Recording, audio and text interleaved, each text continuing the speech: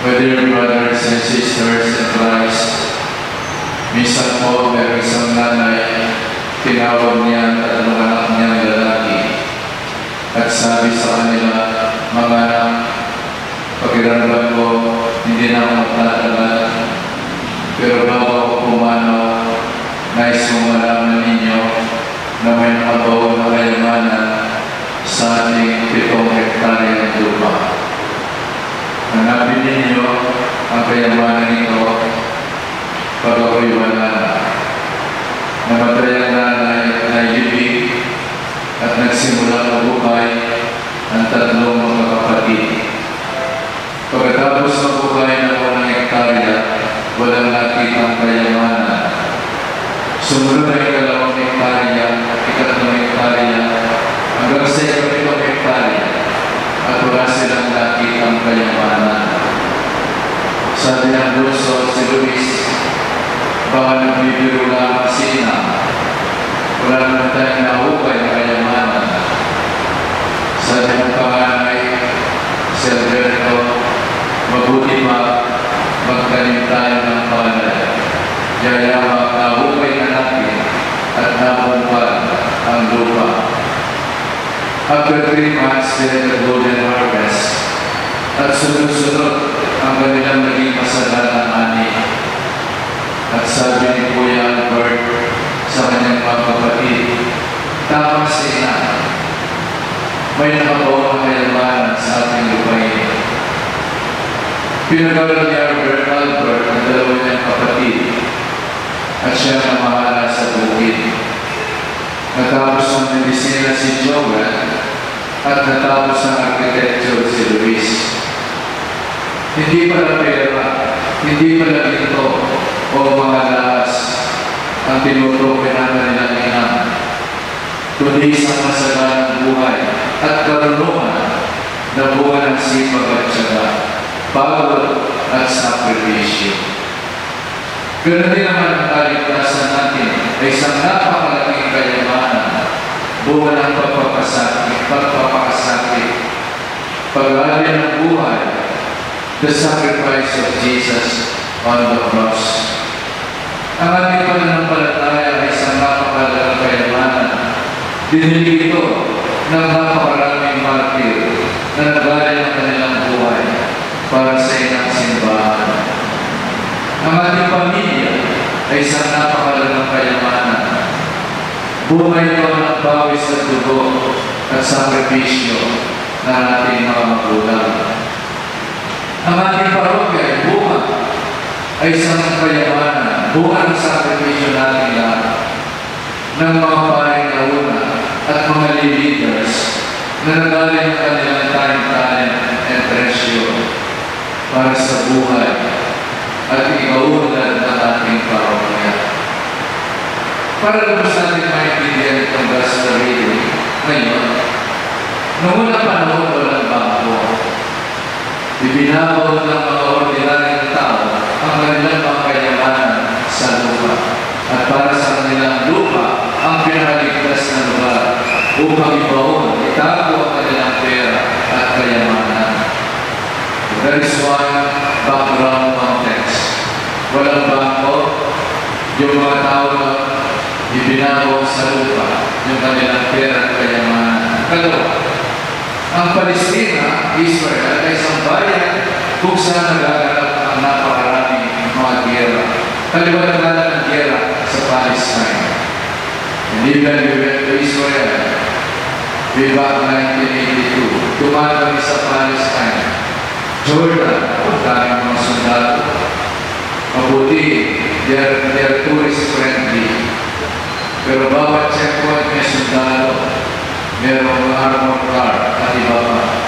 Dahil hanggang ngayon tuloy ang digmaan sa Palestine, sa Jordan, at sa Israel.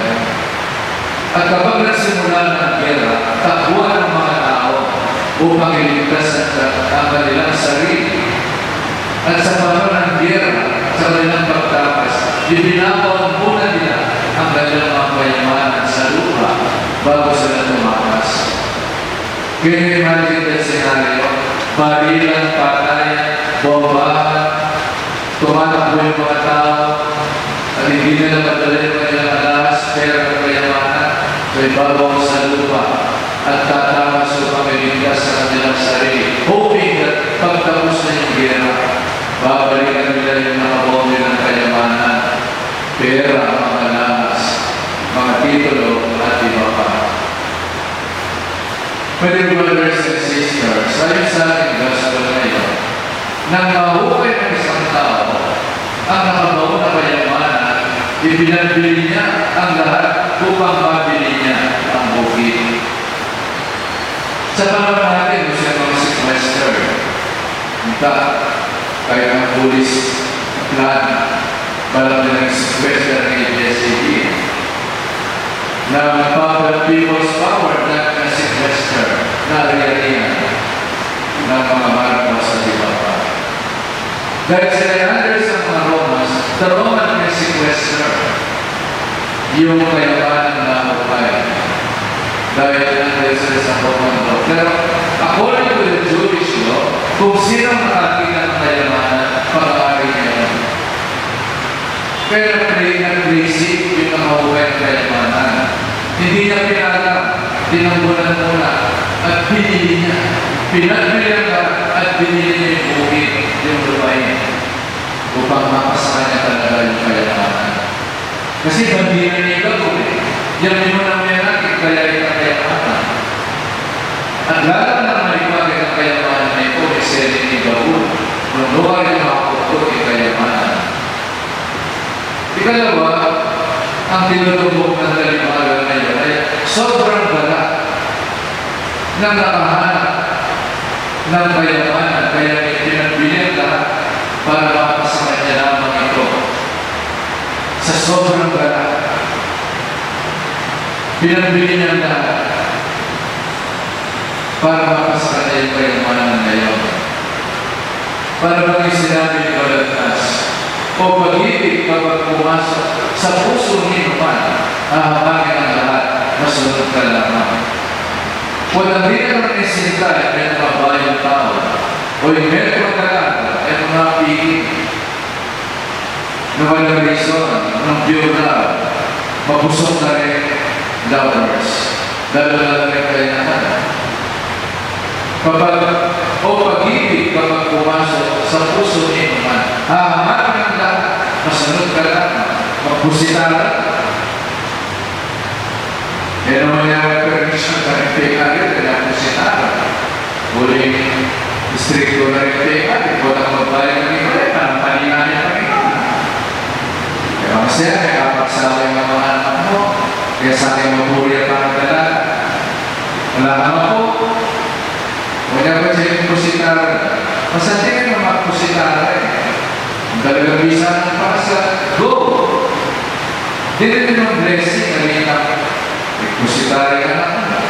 Minuli ba eh, sisiglo na kita, tepos na ka, matimpalan na, pekot niya pa. Gusto naman mapin ka. Nagkabit na lang nagyaman. Sa tingin, di pa ang gulay, at pangalanan nila. At ikaligalan na ba yung kami, kung nakisawa naman ako pamokra, nawalipin po yung buto mo di pa din.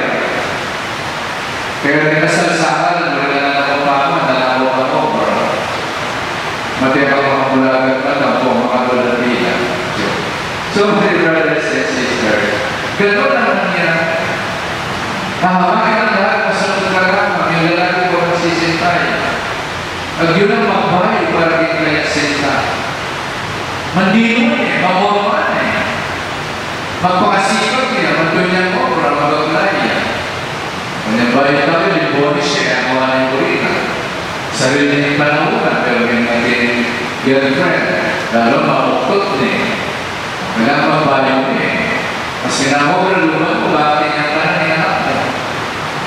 Pinagala sa pasusuhay. So, naniwala na ng talimaga.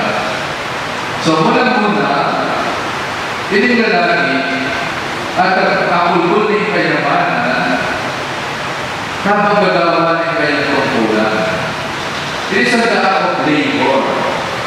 Magubrayan minong sila, minong katapatan. At dahil sa kasipagan, mahalala may nakulbul na. At dito niya nakita ang nakabawang kanyamanan. Nang mabawang may kulkul mo, malamang lamang, ng 1 foot mo, kaya manaming kayamanan ng 650, baka subalit ang kayamanan. Siyempre, ang mga kulkul, kaya nakagalagan ng manok, agit na ng kayamanan. Ilalam ng bagyan. Nagkabagul manan, nagkabagulak manan, mga tubal ng manyaman, masan ni makayamanan. Habang mga ubraya, alamin natin, hindi lamang sa loob ng simbahan natin mararanasan ng Diyos. Ang tunay na kaglalaman ay nasa paniniwala mo na kasama mo ang Diyos sa iyong mga gawain at dahil dito gawin mo ng buhusay at katapatan. Ang Diyos, nasuyan mo na rin balita, ay mo na sisimba, mag-rosaryo, pamamadika, karinaya kaya Diyos sa liyo. Kaya rin tingadol mo kami biyay. Diyan na rin masasabi. Maramdam ko kasama ko si Jesus. Walang manos kong pinggan. Nung makanan kaya rin in chapel. Walang makadito. Kaya rin ka naman yung gino. Walang manos kong pinggan. So we should have the presence of God in our lives. Kalugar sa Isidro, mga diya, yung natin na akong gino. Niyan maraming wadbarga sa gitna. Kaya pinagsasunod na katulungan niya at may yari ng oras ng obrana. That is a symbolism of the presence. Maybe sa reality, hindi ka wadbargas. Nadagawa niya, sasasunod na kaya niya sa Isidro, but it would be a symbolism. Kaya rin kay Diyos ng obrana. Seek the first of the kingdom of God, and all these things will be added unto you. Nanuman kagawin ka, there's the aware of the presence of God. Magluto ka, mamimik ka, magbandera ka, maglinis ng balik, kaya may mapagin. Live in the presence of God. Walk by faith. Walk in the presence of God. At kung ka maglahat karapan ng Diyos, yung sasama sa samutan ng paguritan ang mong kalooban, you better do it the best you can. Si mag-ubrahan pa ng aming Pinoy. Kaya din, iba ang pinandit ng Diyan. At maging tapat mo sa naging obrata. Kulkulan mo bulan sa improve your craft. Do not be satisfied with ang pwede na pwede na You can say improve it. Pwede na Try to do your best about it. Improve your craft, whatever it is. Do it the best you can. Nalilang pasampyo-sampyo. So malipit. Ang tunay na kaglalaman ay nasa paniniwala na kasama natin ang Diyos. At kung kasama natin ang Diyos, let us do our work the best we can.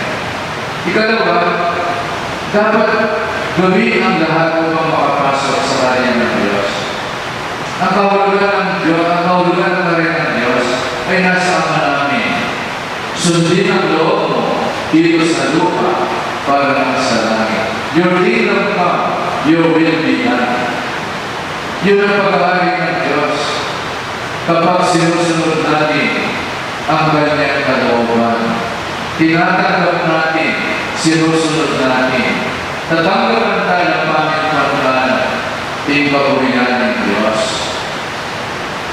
At ang hawak sa atin ng pagurihan ng Diyos ay metanoia, pagbabagong puso, pagbabagong isip, in 3 levels of our life. The interpersonal, the expansion of the levels of pride, anger, resentment, greed, sloth, avarice, at iba pa. Dapat interpersonal, baguhin mo yung loob. Believe yourself. Alisin mo yung masamang ugali, pride, makanisip ng mga, masyado kang malisyosa, masyado kang gani, sakit, matakot, iba pa. Baguhin mo yun. Baguhin mo yung interpersonal relationship mo. Eh, magagamitan din tao, luguran mo na.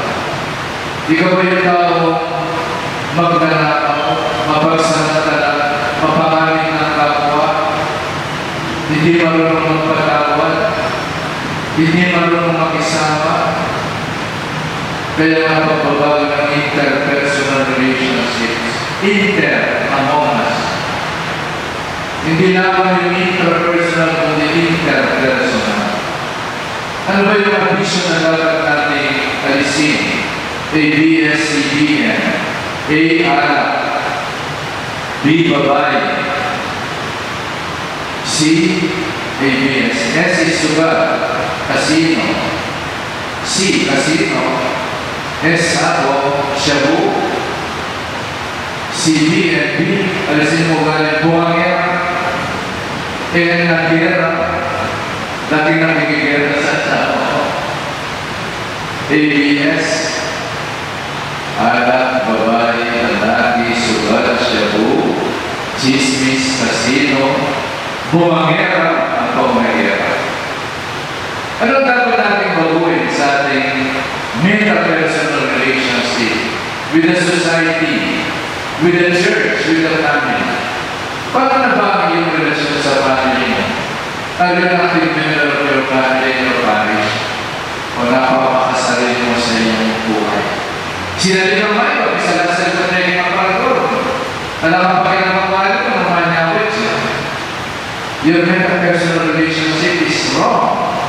You're being selfish. Bigluto yung ako, may masinapan. May nagkayo, di pa mo rin pinggan.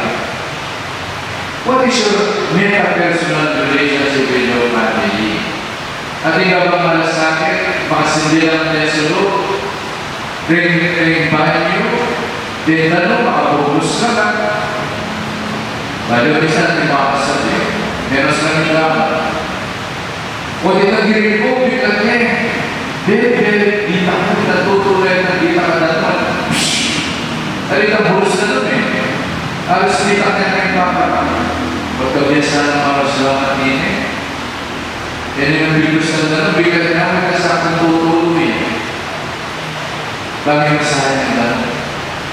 Sana din ang malasakit kay pamilya ka. Halika mga kaya nakawo si mama. Kaya mga tutulog. Alam pa kailang may mga balik. Our meta-personal relationship with God, sana sisipata. Kalimubot ang masayata, ngunibot ang daradat ng kapagsukan. Kalimubot ang mamal ko, pati ng umura, pinamahal. So, my dear brothers and sisters, yan ang ako sa atin ng kayamanan na nahukay ng isang tao na tayo